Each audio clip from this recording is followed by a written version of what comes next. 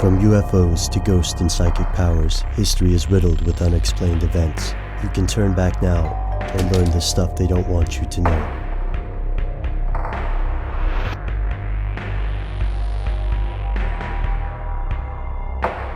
Here are the facts.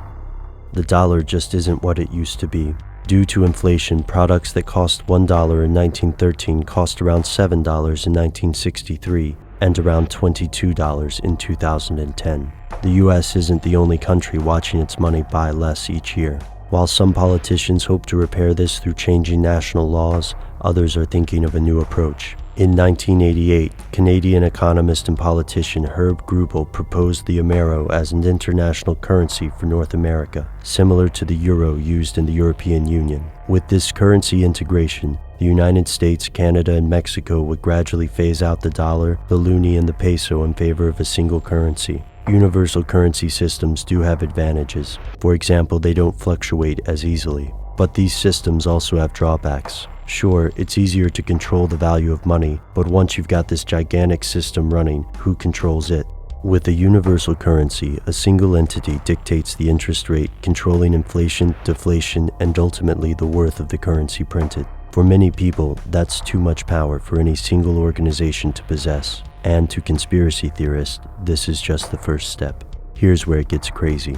Many anti-federalist conspiracy theorists believe that the proposal of the Amero is one of the first steps in the establishment of a North American Union and, eventually, a one-world government. Conspiracists fear that this union is meant to deprive states of their sovereignty and to deprive U.S. citizens of their constitutional rights. So where's the proof? There are several hoaxes used to support this theory, such as the so-called Amero coin. Conspiracy theorists such as Hal Turner have erroneously claimed this coin is a genuine example of currency being secretly minted by the Federal Reserve. However, according to Daniel Card, the manufacturer of the Amero coins, they are fantasy coins with no legal use as currency. While this coin may be fake, the desires of the politicians involved are very real. In an interview with CNN, Mexico's President Vicente Fox expressed a desire for closer economic relations and eventually economic convergence with the United States.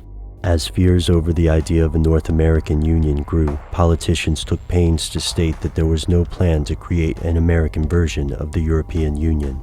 This hasn't stopped libertarian anti-Federal Reserve politicians such as Ron Paul from voicing their disdain for this proposal and its implications. To some, Congressman Paul's opposition is a dollar short and a day late.